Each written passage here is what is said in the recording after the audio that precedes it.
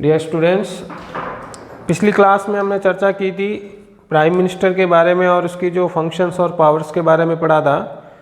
उसमें हमने देखा था कि किस प्रकार जो है prime minister council of minister को जो है सेलेक्ट करता है और उसमें जो है डिवीज़न करता है, उनमें जो विभिन्न जो है अमेंडमेंट और पोर्टफोलियो डिवाइड करता है। और उसके बाद हमने देखा था कि किस तरह वो जो है directing the functioning of the council of minister, यानी कार्य का संचालन करता है। ठीक है, तो हमने बात की थी काउंसिल ऑफ मिनिस्टर की बात की थी कि मंत्री परिषद जो है वो किस प्रकार की होती है। ठीक है, और मंत्री परिषद में भी जो है हमने चर्चा की थी। तो आज हमारा जो चर्चा का विषय है वो है council of minister. Council of minister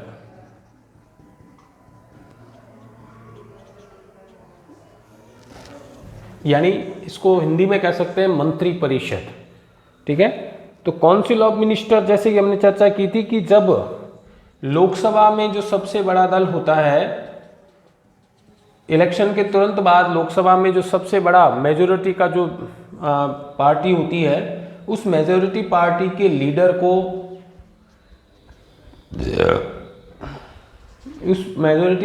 leader को प्रेसिडेंट क्या करेगा, उसको पीएम बनाएगा।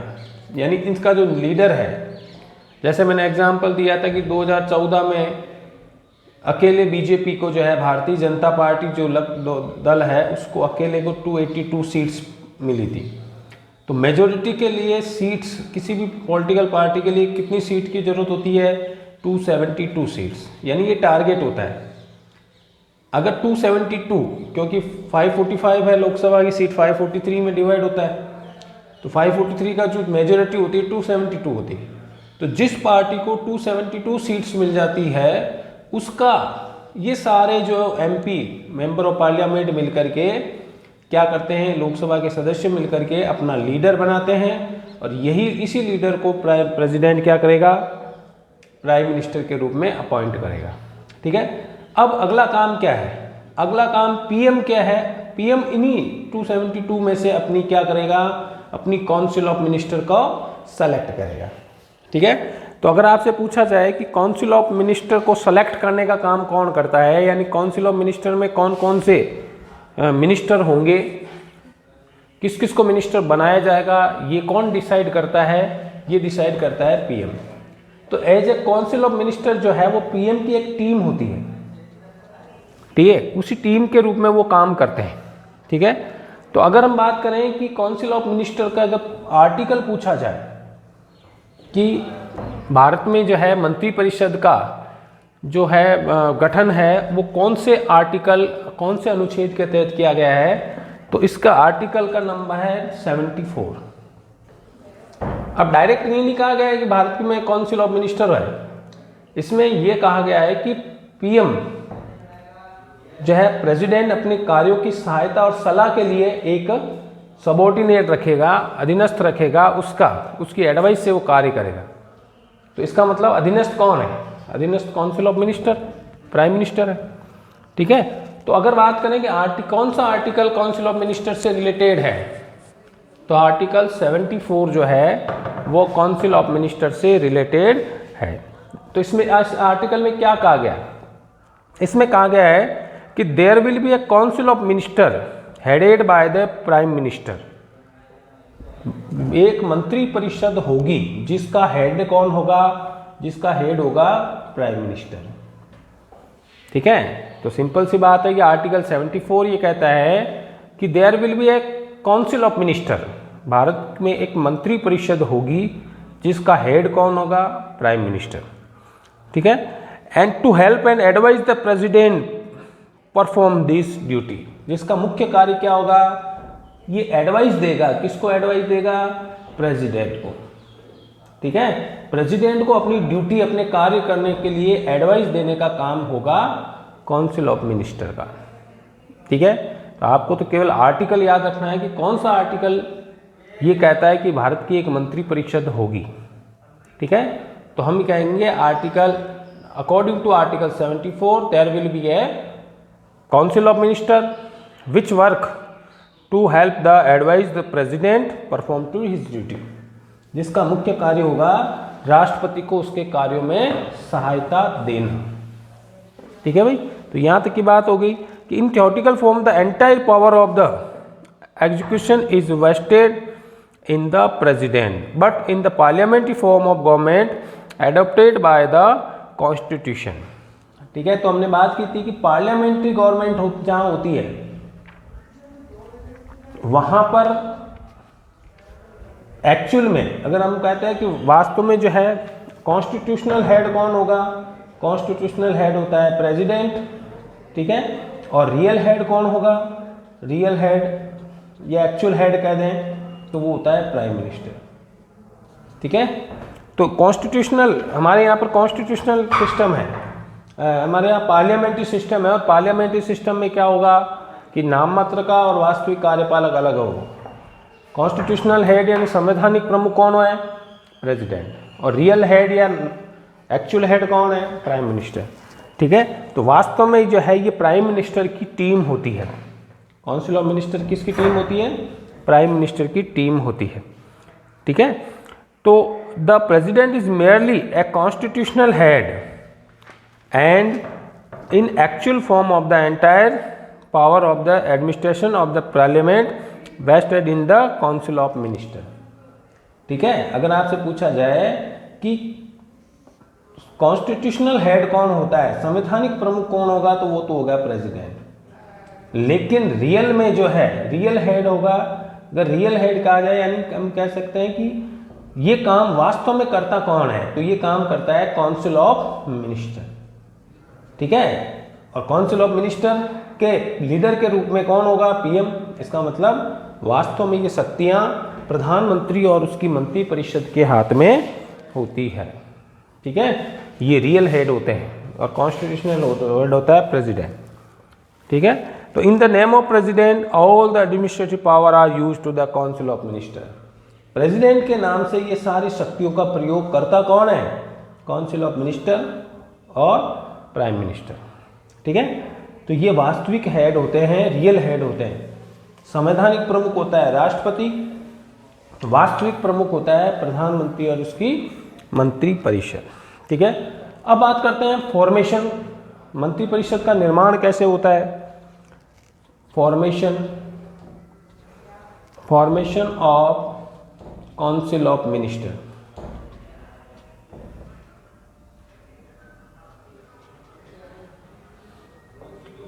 इसका फॉर्मेशन कैसा होता है, मंत्री परिषद का आकार कैसा होता है। ठीक है, number first, appointment of the prime minister.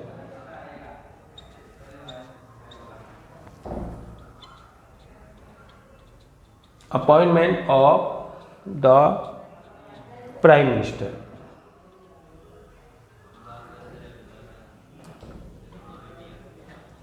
देखिए, सबसे पहला काम क्या है, डायरेक्ट मंत्री परिषद कभी नहीं बनती, ध्यान रखना।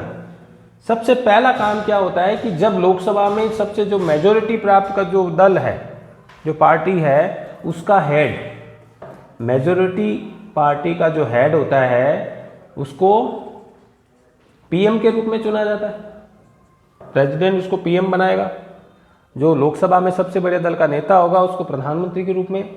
अब पीएम क्या करेगा, पीएम अपनी लिस्ट सौंप देगा, जैसे मैंने पहले इसके बारे में बात की थी कि पीएम अपनी लिस्ट दे देगा किसको, प्रेसिडेंट को, साहब ये मेरे मिनिस्टर होंगे, इनको मैं मिनिस्टर बनाऊंगा। ठीक है, तो मिनिस्टर के जो सारा उसको सामूहिक रूप से अगर हम देखें ग्रुप के रूप में उसे काउंसिल ऑफ मिनिस्टर बोलते हैं। तो पहला चरण, फर्स्ट स्टेप क्या होगा, फर्स्ट स्टेप होता है पीएम को अपॉइंट करना, फिर सेकंड स्टेप होता है काउंसिल ऑफ मिनिस्टर को अपॉइंट करना। ठीक है, पहला स्टेप सबसे पहले, क्योंकि टीम बनाएगा कौन, टीम का कप्तान बनाता है कि भाई मेरी टीम में ये होंगे, तो पहले कप्तान चुनेंगे फिर टीम चुनेंगे। उसी तरह पहले कैप्टन होगा, उसके बाद उसकी टीम होगी, कैप्टन तय करेगा कि मेरी टीम में कौन कौन होंगे। उसी तरह पहले फर्स्ट स्टेप में क्या होता है, सबसे पहले तो प्राइम मिनिस्टर को अपॉइंट किया जाता है, और कौन अपॉइंट करेगा, प्रेसिडेंट अपॉइंट करेगा। ठीक है, तो हम ये कह सकते हैं कि अकॉर्डिंग टू आर्टिकल 74, कौन से आर्टिकल में लिखा हुआ है कि पीएम जो है चुना जाएगा और पीएम अपनी टीम चुनेगा। ठीक है। तो article 72 of the Indian constitution, the president appoint the prime minister. सबसे पहला काम क्या होगा कि प्रेसिडेंट किसको अपॉइंट करेगा? President appoint the prime minister. President किसको अपॉइंट करेगा? प्राइम मिनिस्टर को अपॉइंट करेगा। कौन से आर्टिकल के तहत? आर्टिकल 75 के तहत, ठीक है। And as per has the advice given by the prime minister, ठीक है। तो प्राइम मिनिस्टर अपॉइंट करेगा। प्राइम मिनिस्टर फिर क्या करेगा? अपनी एडवाइस देगा। किसको? अपनी एडवाइस देगा प्रेसिडेंट को कि भाई मुझे इनको मंत्री बनाना है, ठीक है। तो उसकी एडवाइस से प्रेसिडेंट बाकी क्या करेगा? बाकी काउंसिल ऑफ मिनिस्टर को अपॉइंट करेगा। तो आपसे पूछा जाएगा, अगर डायरेक्ट पूछ ले कि who appoint the council of minister, तो आपको कौन कहना है कि प्रेसिडेंट ही करता है। किसकी एडवाइस से करता है? पीएम की एडवाइस से करता है, ठीक है। तो पहले तो पीएम चुना जाएगा और पीएम अपनी टीम बना करके और वो लिस्ट दे देगा प्रेसिडेंट को। बात समझ में आई, ठीक है। तो the minister on the basic of the advice given by the prime minister, but in the practice the president is bound to act as per the advice given by the prime minister. तो PM president जो है bound है, president बाध्य है कि वो जो advice prime minister उसको देगा उसी एडवाइस के अकॉर्डिंग उसे काउंसिल ऑफ मिनिस्टर के मिनिस्टर को चुनना पड़ेगा। इसकी एडवाइस को वो मना नहीं कर सकता, टाल नहीं सकता, ठीक है। तो सबसे पहला काम तो हो गया कि प्राइम मिनिस्टर का अपॉइंट होना, और अब प्राइम मिनिस्टर अपनी टीम बना करके उसी टीम की जो है सेलेक्ट करेगा, उसी को प्रेसिडेंट काउंसिल ऑफ मिनिस्टर के रूप में अपॉइंट करेगा, ठीक है। सेकंड है selection of the minister. Selection of the minister,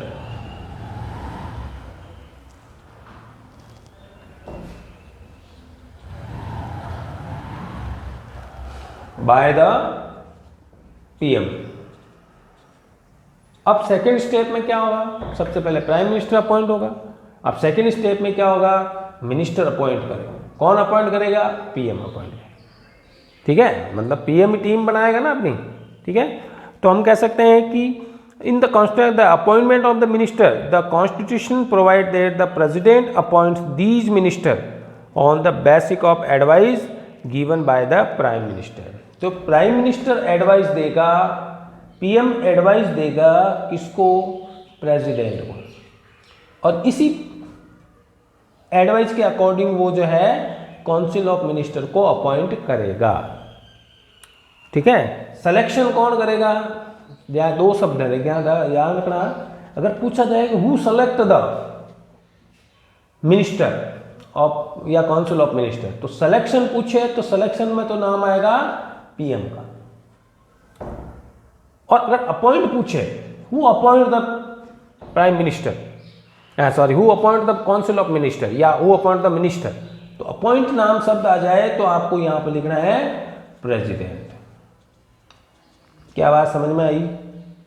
अगर पूछा जाए कि who select the PM, who select the council of minister, मंत्री परिषद को कौन सिलेक्शन करता है, कौन निर्धारित करता है, तो सिलेक्शन नाम आ जाए तब तो लिखेंगे पीएम, क्योंकि पीएम ही अपनी लिस्ट सौंपेगा प्रेसिडेंट को। और हु पूछा जाए who appoint the council of minister, मंत्री परिषद को कौन नियुक्त करता है, तो अपॉइंट का नाम शब्द आ जाए तो आप कह लोगे president appoint the council of minister with advice, with the help of advice to PM. Prime minister की एडवाइस से प्रेसिडेंट जो है काउंसिल ऑफ मिनिस्टर को अपॉइंट करता है, ठीक है। दो शब्द आ गए। सिलेक्शन पूछा जाए तो सिलेक्शन तो मिनिस्टर को कौन करेगा? पीएम करेगा। अपॉइंट कौन करेगा? प्रेसिडेंट करेगा, ठीक है। तो यहां पर हम कह सकते हैं कि the practice bound as the per advice given by the prime minister, ये प्राइम मिनिस्टर की एडवाइस से ही अपॉइंट किया जाता है। फिर तीसरा काम, अब क्या हो गया, जब टीम बन गई अब उसको डिस्ट्रीब्यूशन करेंगे, किसको क्या काम करना है, ठीक है। तो डिस्ट्रीब्यूशन ऑफ पोर्टफोलियो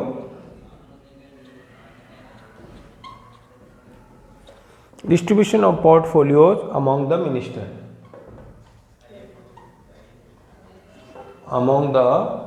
minister,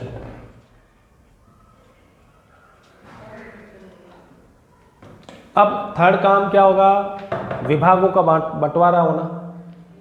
भाई टीम बना लेंगे भाई ये मेरे मिनिस्टर होंगे, ठीक है। अब मिनिस्टर को कौन सा डिपार्टमेंट देना है, किसको कौन सा पोर्टफोलियो देना है, ये कौन तय करेगा, ये तय करेगा पीएम, प्राइम मिनिस्टर तय करेगा कि भाई इसको मैं हेल्थ मिनिस्टर बनाऊंगा, इसको मैं एग्रीकल्चर मिनिस्टर बनाऊंगा, इसको मैं फाइनेंस मिनिस्टर बनाऊंगा, इसको फॉरेन मिनिस्टर बनाऊंगा, इसको होम मिनिस्टर बनाऊंगा, ठीक है।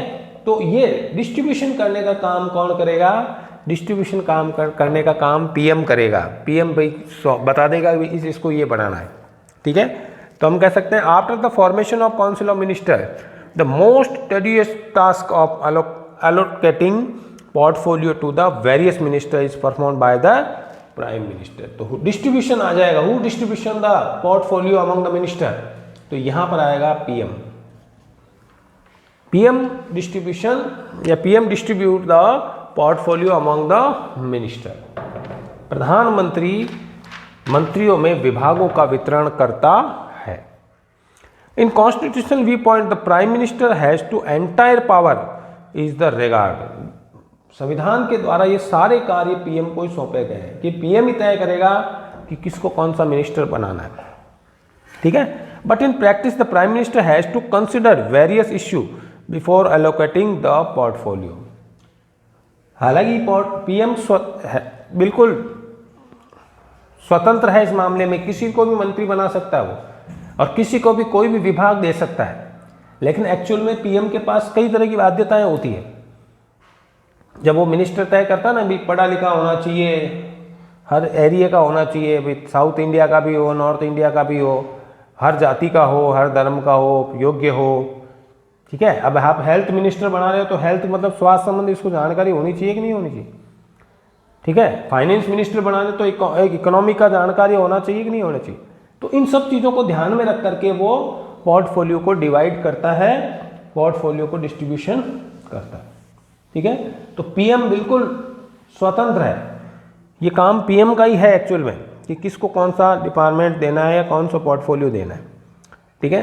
Number 4, qualification required to become a minister.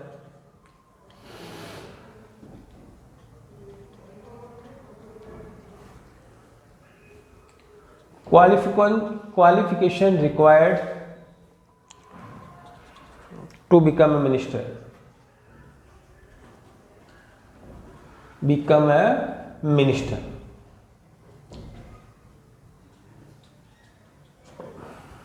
देखिए अब बात आते हैं कि मंत्री बनने के लिए योग्यता क्या चाहिए। क्या किसी भी व्यक्ति को मंत्री बना सकता है क्या, ठीक है। तो यहां पर मंत्री बनने के लिए कोई सा भी मंत्री अगर प्रधानमंत्री बनाना चाहे तो उसके लिए योग्यता क्या होनी चाहिए। तो योग्यता की बात करें तो प्रधानमंत्री किसी व्यक्ति को भी मिनिस्टर बना सकता है, ठीक है। किसी भी व्यक्ति को जो बिल्कुल लोकसभा का चुनाव जीते या नहीं जीते, लेकिन एक कंडीशन है कि उसके 6 मंथ के अंदर उसे जो है लोकसभा की या राज्यसभा की किसी भी सदस्यता लेनी पड़ेगी, यानी या तो लोकसभा का सदस्य बन जावे या राज्यसभा का सदस्य बन जावे विथिन कितने टाइम के अंदर, 6 मंथ के अंदर, ठीक है। तो ज़्यादा तो पीएम क्या करेगा, लोकसभा में जो चुनाव जीत के आए हैं उन्हीं में से मंत्री बनाएगा, लेकिन ये कोई कंडीशन नहीं, कोई जरूरी नहीं है कि वो उस समय जब वो मिनिस्टर बने तब वो किसी लोकसभा या राज्यसभा का सदस्य हो। संविधान में ये लिखा हुआ है कि किसी भी व्यक्ति को मिनिस्टर बनाया जा सकता है, लेकिन इसके लिए कंडीशन है कि विथिन 6 मंथ के अंदर, 6 महीने के अंदर वो या तो लोकसभा का सदस्य बने या राज्यसभा का, यानी लोकसभा का सदस्य चुनाव जीत करके लोकसभा का सदस्य बन जाए या फिर राज्यसभा का मेंबर बनने के आ जाए, 6 महीने के अंदर, और अगर 6 महीने के अंदर वो लोकसभा या राज्यसभा का सदस्य नहीं रहे तो अपने आप ही उससे मिनिस्टर पद छीन लिया जाता है। बात समझ में आई कि क्या क्वालिफिकेशन होनी चाहिए मिनिस्टर बनने के लिए? तो मिनिस्टर बनने के लिए जब मिनिस्टर बनाया जाता है तब तो कोई क्वालिफिकेशन नहीं होती है। प्रधानमंत्री, प्राइम मिनिस्टर किसी को भी मिनिस्टर बना सकता है, लेकिन विद इन 6 मंथ के अंदर उसे संसद की सदस्यता लेनी आवश्यक होती है। यानी बात, या तो वो लोकसभा का सदस्य बन जाए या राज्यसभा, विद इन 6 मंथ, 6 महीने के अंदर।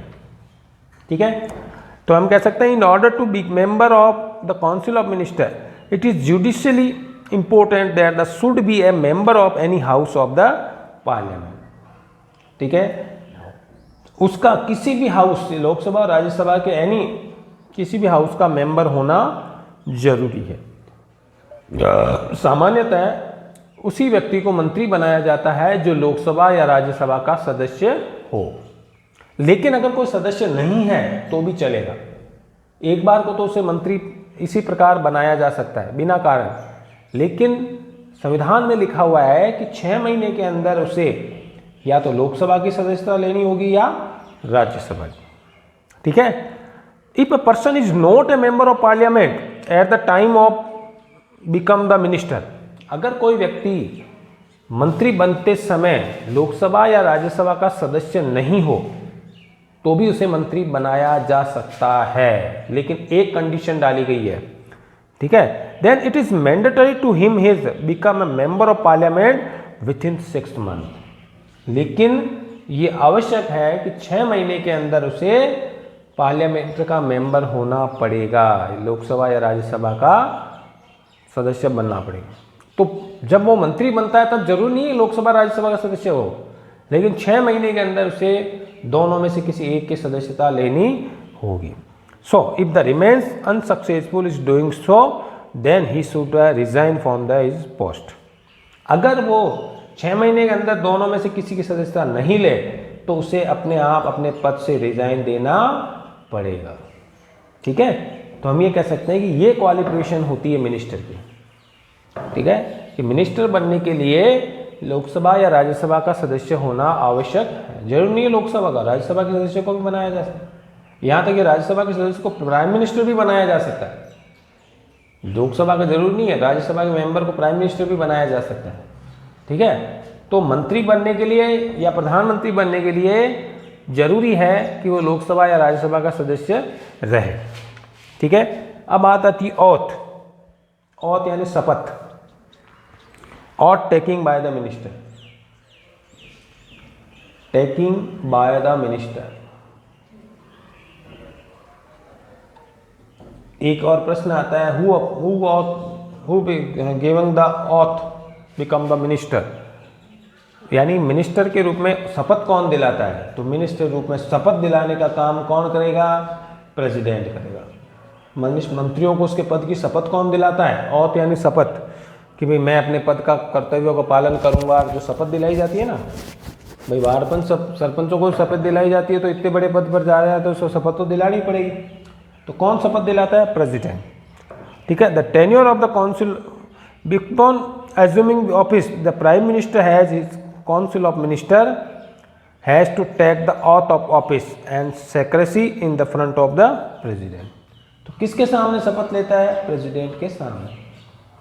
ठीक है, पीएम कहेगा कि भाई इसको मिनिस्टर बना दो, इसको जो है शपथ दिला दो, तो प्रेसिडेंट के सामने वो शपथ देगा। तो आपसे पूछा जाए कि मंत्रिपरिषद के जो है मंत्री किसके सामने शपथ लेते हैं? शपथ लेते हैं प्रेसिडेंट के सामने।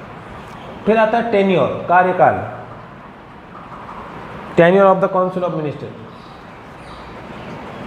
Tenure of the council of minister. कार्यकाल कितना होता है?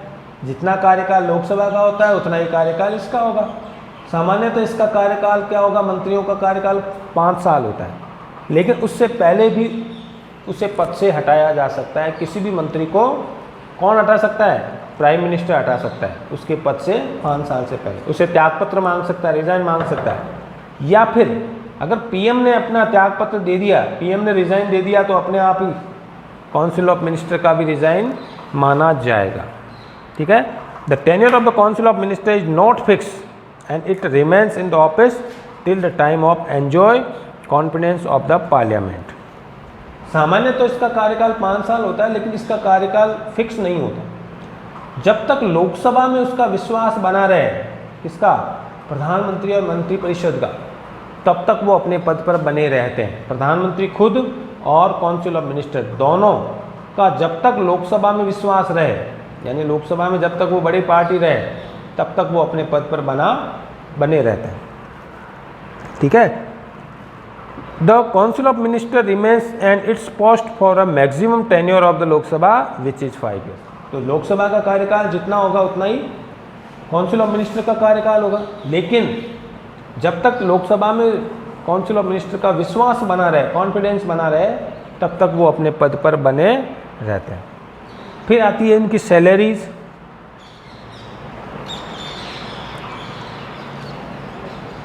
सैलरीज एंड अलाउंस, वेतन और भत्ते।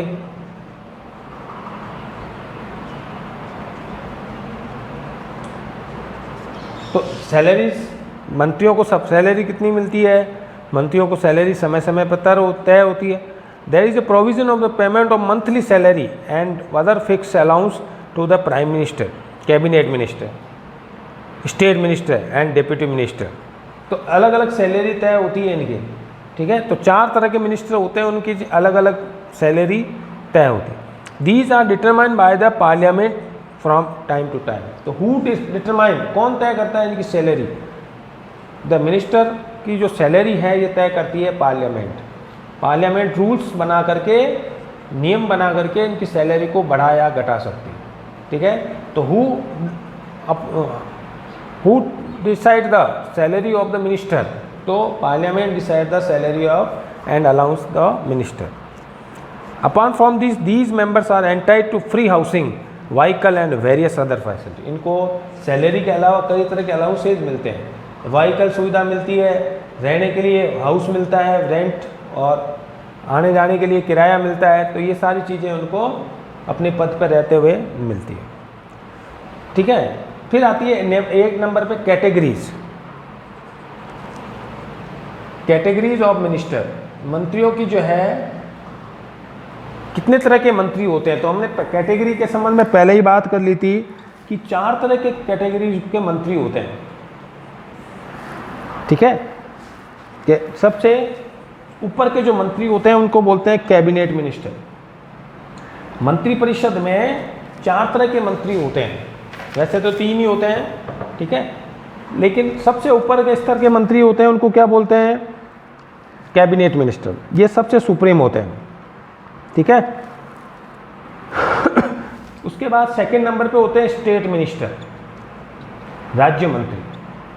2nd नंबर पे उनके नीचे होते हैं, वो क्या कहलाते हैं? State minister. ठीक है, और 3rd स्टेट पे होते हैं, वो कहलाते हैं डेप्यूटी मिनिस्टर। Deputy minister. तो सामान्यतः 3 प्रकार के होते हैं इनके। अभी एक संसदीय सचिव और होते हैं। ठीक है, पार्लियामेंट्री जो सेक्रेटरी होते हैं उनको नहीं है। तो आपकी बुक में 3 ही है। तो कितने प्रकार के मंत्री होते हैं? 3 तरह के। मंत्रिपरिषद में there are 3 types of category of the council of minister. Council of minister यानी मंत्रिपरिषद में 3 प्रकार के मंत्री होते हैं। सबसे ऊपर के होते हैं कैबिनेट मिनिस्टर, ये सबसे सुप्रीम होते हैं, सबसे ऊपर होते हैं। इनकी हेल्प के लिए जो है स्टेट मिनिस्टर होते हैं, और उनकी इन दोनों की हेल्प के लिए होते हैं डेप्यूटी मिनिस्टर। ठीक है, तो there are 3 types of the minister. 3 तरह के मंत्री होते हैं। There are 3 categories of the minister.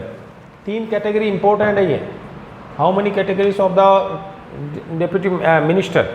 तो there are 3 types of the, या 3 कैटेगरीज ऑफ द मिनिस्टर। सबसे ऊपर कैबिनेट मिनिस्टर, जिनके पास स्वतंत्र विभाग होता है, किसी के अधीन काम नहीं करते वो। उसके नीचे होते हैं स्टेट मिनिस्टर, और नीचे होते हैं डेप्यूटी मिनिस्टर, या केवल मिनिस्टर कह सकते हैं। ठीक है, the highest category of minister are the members of the cabinet. जो सबसे ऊंचे स्तर के मंत्री होते हैं, हाईएस्ट पद पे कौन होते हैं? Cabinet minister. ठीक है, which form the supreme unit of administrative in A parliamentary form of government, ये सबसे सुप्रीम होते हैं, इनके पास स्वतंत्र विभाग होता है, ठीक है। Cabinet are head of the one of the more department, cabinet मंत्री जो है सबसे ऊपर से हेड होते हैं, ठीक है। State minister who are placed in the between the cabinet minister, state minister जो होते हैं इनके अधीन होते हैं, बिटवीन द कैबिनेट मिनिस्टर, और these are associated with the special department and sometimes they work as the independent head of the these respective, हालांकि ये इनके अधीन काम करते हैं लेकिन कभी कभी इनको सेपरेट डिपार्टमेंट भी दे दिया जाता है स्टेट मिनिस्टर को, ठीक है। The independent head of the these respective, the prime minister calls them minister as the participant in the such meeting in which issue associated with the respective department are begins discuss। सामान्यतः prime minister किसके साथ चर्चा करता है, क्योंकि सबसे बड़े स्तर के जो मंत्री होते हैं ना कैबिनेट मंत्री, यही मीटिंग में भाग लेते हैं, बाकी इनको नहीं बुलाया जाता। कभी कभी पीएम चाहे तो स्टेट मिनिस्टर को बुला सकता है, लेकिन पीएम सामान्यतः किससे चर्चा करता है, केवल कैबिनेट मिनिस्टर से ही चर्चा करता है। इसमें लगभग 27 से 28 तरह मंत्री होते हैं जो बड़े बड़े महत्वपूर्ण मंत्री, तो उन्हीं से चर्चा करता है, उन्हीं से डिसीजन लेता है। The categories of deputy minister is placed below the state minister, और डिप्यूटी मिनिस्टर के नीचे होते हैं, स्टेट मिनिस्टर के नीचे होते हैं deputy minister, which assistant the minister of the working under a senior minister, तो ये इन दोनों के अंडर में काम करता है, ठीक है। तो आज हमारा टॉपिक फॉर्मेशन किस प्रकार का होता है, तो हमने बात कर ली थी, पूरी चर्चा कर ली थी काउंसिल ऑफ मिनिस्टर के बारे में। कल हम इनके फंक्शन पढ़ेंगे कि काउंसिल ऑफ मिनिस्टर के क्या क्या फंक्शन है, क्या क्या वो कार्य करता है, ठीक है भाई। तो आज के लिए हमने इतना ही पढ़ा, कल हम इसके बारे में ज़्यादा चर्चा करेंगे। आज के लिए इतना, धन्यवाद।